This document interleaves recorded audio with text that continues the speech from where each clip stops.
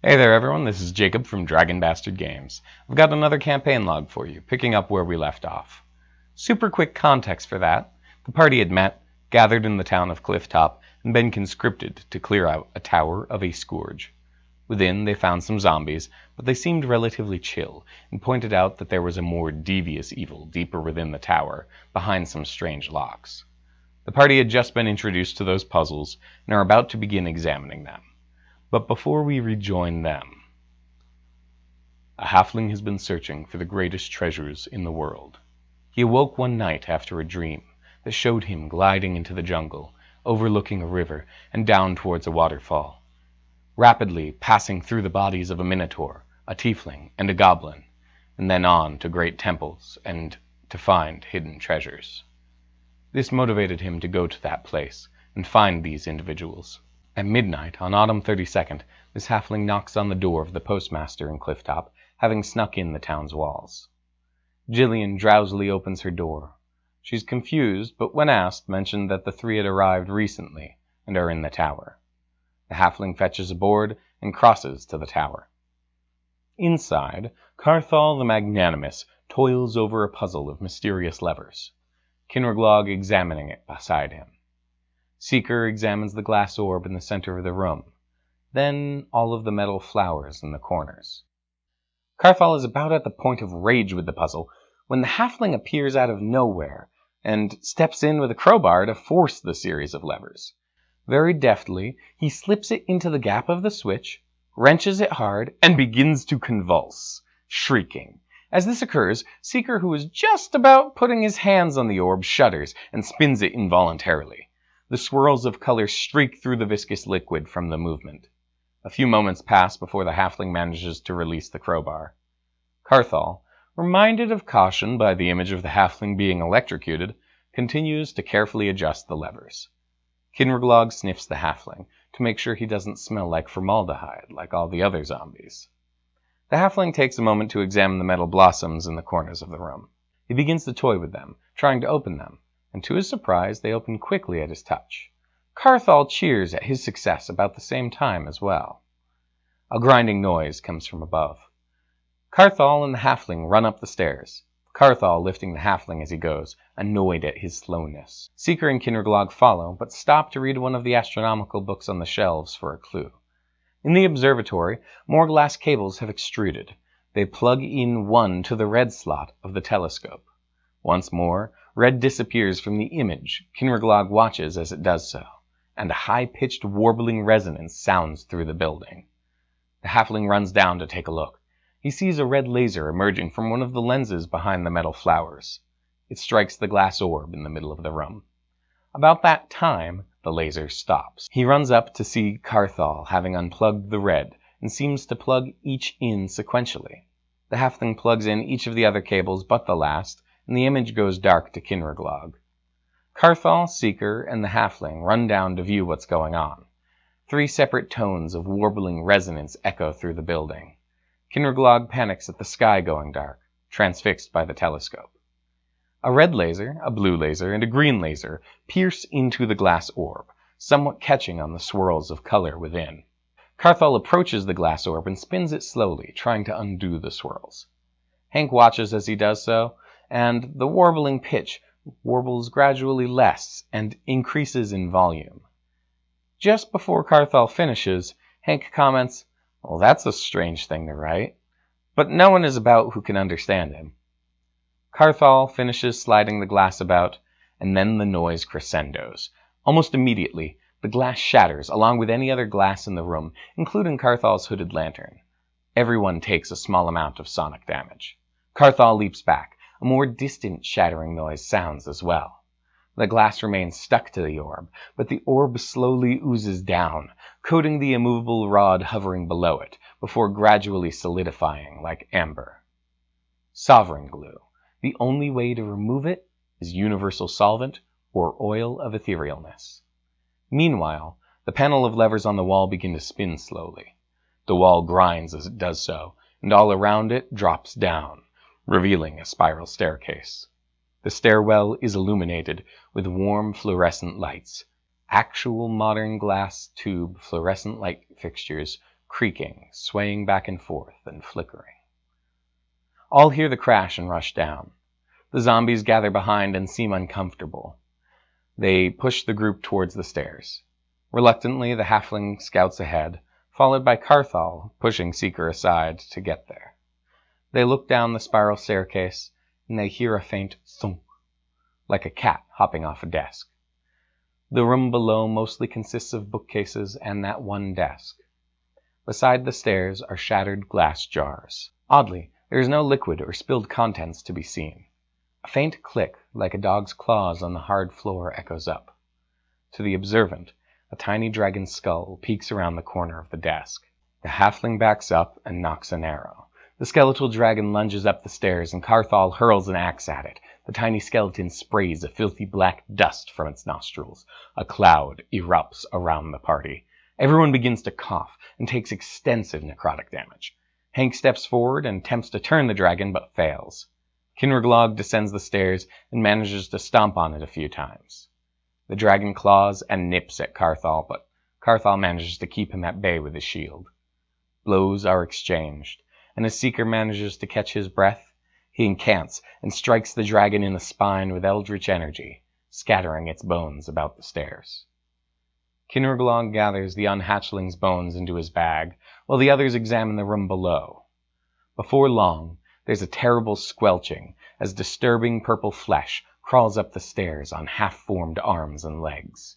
A consistent progression of fetuses advance on them, trying to attack. They ooze a sickly yellow ichor, and their mouths drip black blood. Seeker splits the first in half, but its discorporated parts continue forward. Carthal draws a bow, not wanting to get near them. One by one, he and the halfling pick off the broken remains of unborn defilings.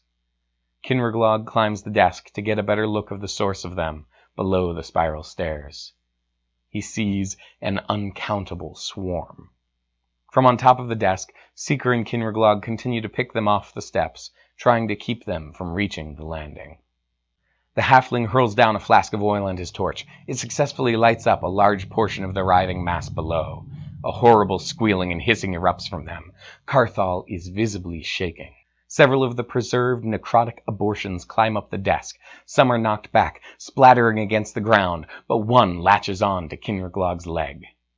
Their mouths, it's clear now, are dripping black blood from the gashes in their gums where broken glass from their jars are shoved in like teeth. The glass cuts into Kinraglog's leg and sends a burning jet of pain running up his nerves. His legs wobble. Hank casts a few healing words to keep the party up, but runs out very soon. Realizing how threatening these are, Kinraglog leaps to the top of the stairs and lays caltrops down to slow them. In the process, another hooks its severed arm into his other leg, and that familiar burning runs through him. His legs feel cold, but he can still manage to move. They pick off the rest that are upstairs, and slowly the fire cremates the last of those downstairs. The last dozen climbing the stairs tear apart on the caltrops at the top, disemboweling themselves as they desperately try to reach the group. The room is a smear of blood, gore, and formaldehyde. They peer downstairs and see that it is mostly empty besides rows of books. Seeker searches the upstairs desk and empties it of the components of a forgery kit and any metal implements. Seeker also checks the books on the shelves, but is disappointed that most appear to be heavily graffitied with profanity and obscene drawings. Many more jars with preserved fetuses are filling the shelves. Otherwise, they appear to have been medical texts. Little else of value seems to be there. Cautiously, they prod into the next room. The final room of the tower appears to be an operating laboratory. A tall cot fills the center of the room, with restraints for head, chest, arms, wrist, knees, and ankles. Beside this, there is another desk, a metal push trolley, and a number of cabinets and counters. The group plucks everything of value from the room. This takes about half an hour. They collect healer's kits, surgeon's tools, several healing potions in aluminum soda cans, a few alchemist kits, and similar, along with a few more fantastical items, like Kauftom's salve and a truth serum, and Somblasts. The Somblasts had written on them, may cause fatigue, dry mouth, lightheadedness, dizziness, euphoria, dysphoria, headache, agitation, disorientation, nausea, vomiting, constipation, flushing of the face, sweating, respiratory depression, circulatory depression, respiratory arrest, shock, cardiac arrest, acute organ failure, chronic organ failure, death, hives, and respiratory irritation. So it wasn't without warning. Of course, the halfling immediately took one pill to try them. About half an hour later, as they are about wrapping up, a few more gorlings appear. The party fights them, but they're spent. Hank has used all of his spells and continues to fail to hit with his produced flame all but once. They fight them, but low on health, Kinraglog goes down. Twice. He's down for a couple of rounds and is feasted on by the gorlings.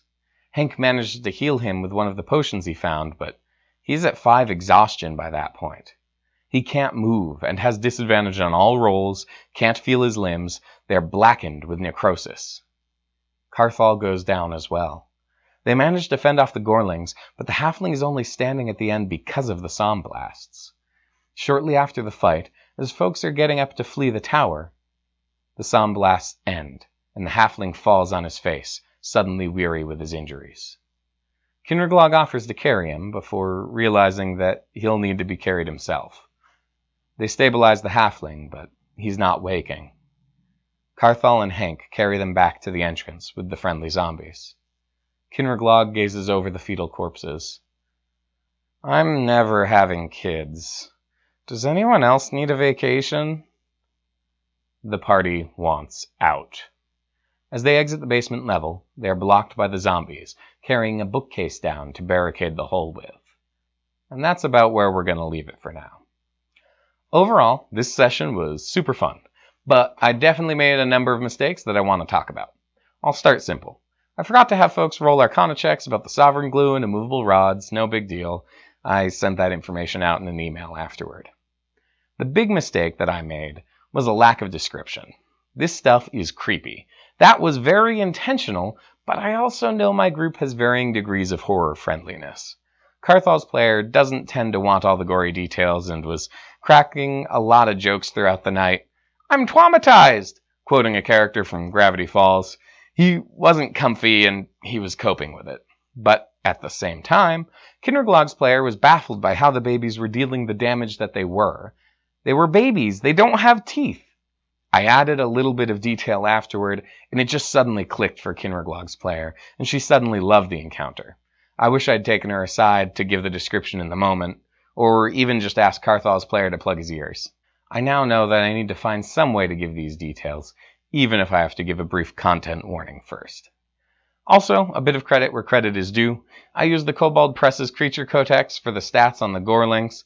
They aren't normally aborted fetus undead like this, but rather undead made from scrap bits that couldn't normally be made into a zombie or a skeleton. I thought the mechanics and flavor married perfectly with what I had in mind, though, so I ran with it. That book is also the source of the Unhatchling, which I used more or less directly from the book. I'll leave a link to that in the description. Next, I want to go over the cool things that I made. Somblasts are a little thing I named after Soma from Brave New World. They're kind of meant to be a little bit of an opioid analog. I didn't want to name it after a real drug or anything like that for a couple of reasons. One, those come with a lot of baggage that I just don't want to bring to the game. Two, I'm not actually playing this as an addiction thing. It's just an interesting magic item that the party could find from the past. They also aren't really stat-wise very similar to actual opioids, just kind of vaguely inspired by them.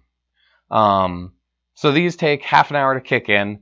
They let you take half of all damage for 1 minute, but at the end of the duration, you take that remaining damage.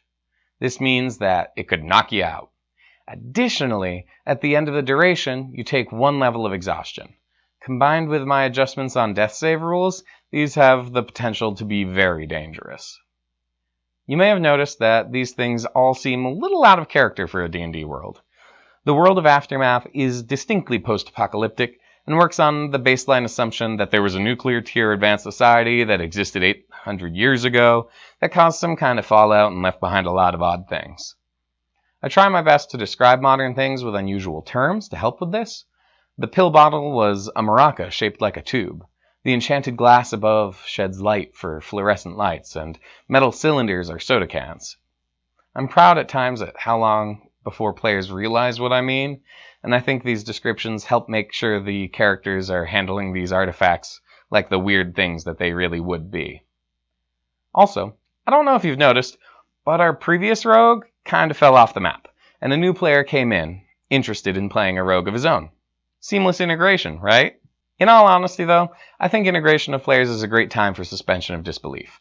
Find a way to get them in there and make it work. It'll be so much more fun once they're playing. Use all your Deus Ex Machina to make it happen. I had a few cool puzzles in this session, and I'll be following up with a video on the puzzles that I have devised. There will be details on the puzzles from this dungeon, as well as a sneak peek at some future puzzles. If you enjoyed this, please like, subscribe, elect to receive notifications. Hopefully there will be more to come your way. If you want to see more of this content or to help me elevate the quality of the channel, you're welcome to support me on Patreon. That would be pretty cool. Until next week, have fun.